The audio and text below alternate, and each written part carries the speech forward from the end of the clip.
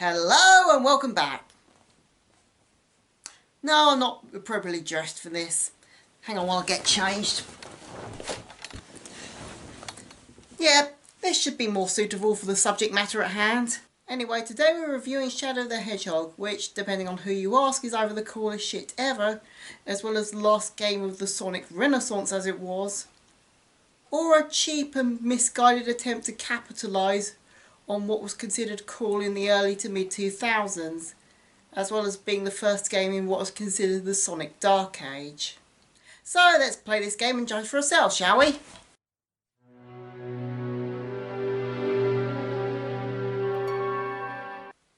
As you could probably guess by the title of this game, you play as Big the Cat! No, I'm just kidding, it's Shadow, who is having a bit of memory loss troubles after his supposed death in Sonic Adventure 2 and unexplained return in Sonic Heroes, when all of a sudden a bunch of aliens start falling from the sky and start destroying the nearby city, being led by a creature called Black Doom. Now, despite having the most blatant I'm the villain name ever, he manages to persuade Shadow that if Shadow helps him, he can reveal some of Shadow's past mysteries to him. At this point you have to choose who you side with. Black Doom and his aliens, the main protagonists of the Sonic series who are working with a government agency called Gun, no seriously, that's its name, and Eggman, who is also here for some reason. Guy looks at the aliens trying to take over the world and said, "Oi, that's my thing." The game has multiple endings, none of them canon, but they reveal new information about Shadow's past. And in the final ending, all the pieces of the puzzle are put together. I'll try to explain this as best I can. Basically, there was a scientist called Gerald Robotnik, who is the grandfather of Dr. Eggman, who was trying to find a cure for his granddaughter Maria, who was suffering from some illness that caused problems with her immune system. Gerald made a deal with the government and Gun to create them a living weapon in exchange for a space station that he could use to perform his experiments as well as keep Maria's condition in remission. Gerald decided to combine both these goals by creating an ultimate life form that could both serve the purpose of a living weapon for the government, as well as having the genetics that could be used to create a cure for Maria. Gerald managed to create a bunch of prototype ultimate life forms, but they sucked and the government was getting impatient. When all of a sudden, Gerald got contact from something on the Black Comet, a comet that passes Earth every 50 years. That something turned out to be Black Doom, who made an offer to Gerald. Black Doom used some of his genetics to help Gerald create the ultimate life form. In return, that ultimate life form would help Black Doom take over the Earth and turn humanity into an energy source 50 years later when the comet returned. The end result of this collaboration was Shadow the Hedgehog. And no explanation is ever given as to why he's a hedgehog. However, secretly, Gerald created another weapon aboard his space station called the Eclipse Cannon that he planned to use to destroy the Black Comet when it came back 50 years later, as well as to appease the government because, ooh, shiny new super weapon. However, eventually an incident happened aboard the Ark where a bunch of the prototypes managed to escape and started running amok. This caused the government and Gun to freak out, sending a bunch of Gun soldiers aboard the space station to both eliminate the prototypes as well as kill the scientists and any witnesses aboard the space station, including Maria, who Shadow the Hedgehog had become close to. Shadow escaped but was soon recaptured and frozen in stasis by the government and Gun, while Gerald went mad because of his granddaughter's death and decided to both alter Shadow's memories while he was in stasis, as well as reprogram the Eclipse Cannon so if someone activated it as full powered, it would cause the space station to crash into the Earth. Gun managed to learn about Gerald's act of revenge-driven treason and decided to have him executed by firing squad. Seriously.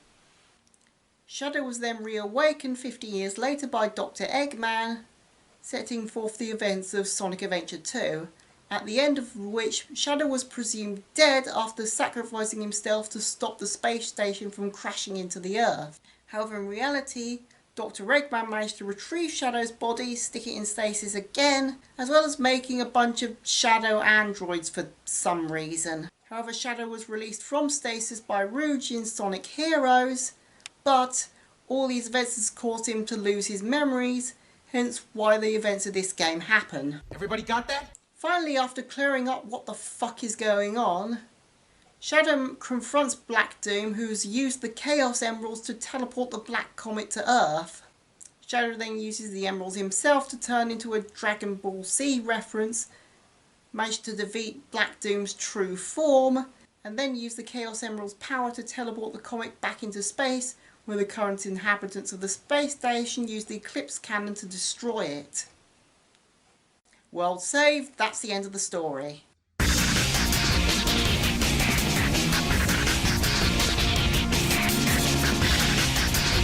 Fundamentally, this game plays pretty similar to its predecessor Sonic Heroes in the sense of gameplay, physics and level design. Admittedly, Shadow's movement can be a bit slippery and hard to navigate due to his iconic hover shoes. Or maybe it was just an oversight by the developers, who knows.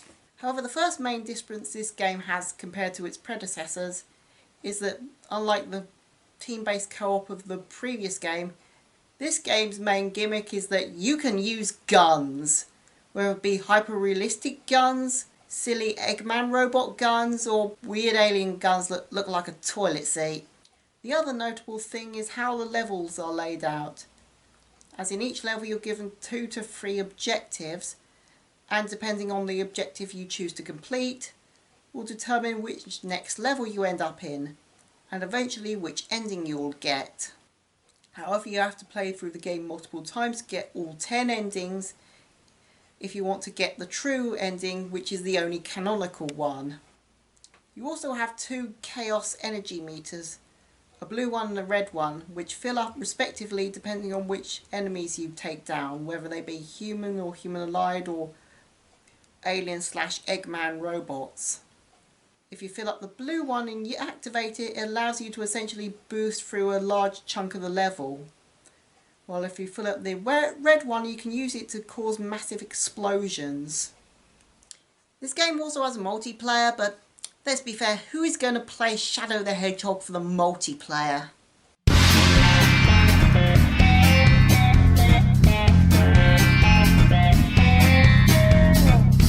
The graphics look good enough for a game of its time, and the character models are certainly an upgrade from the ones in Sonic Adventure Heroes, who always looked like they were coated in Vaseline.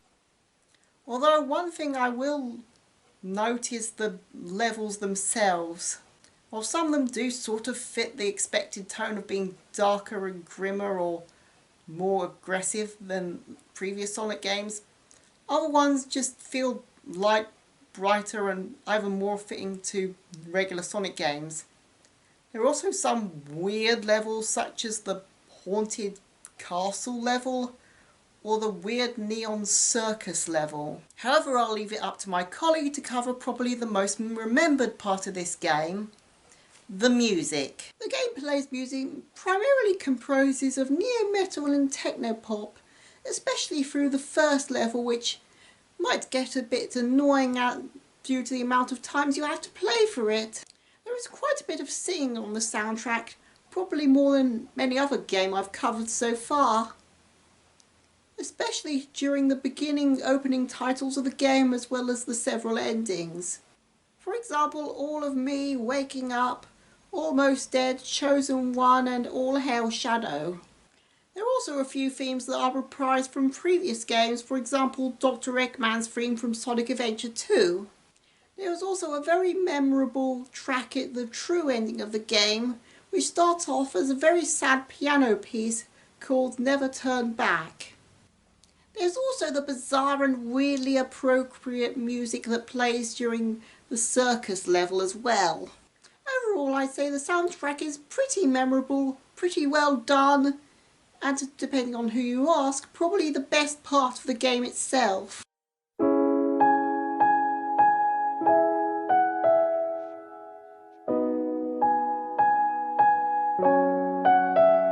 This game definitely feels a bit all over the place. The story's weird, the gameplay's weird, the level layout is weird, it's just weird all around. And as such, it's almost quite the interesting, peculiar curiosity that simultaneously does and does not meet the expectations of a game that's cover has an image of a cartoon hedgehog holding a gun. This game might be worth a play, but bear in mind that it can be pretty annoying and repetitive in places, so it's not everyone's cup of tea. Well, that's all from me. Now I need to get out of these clothes before people start giving me weird looks.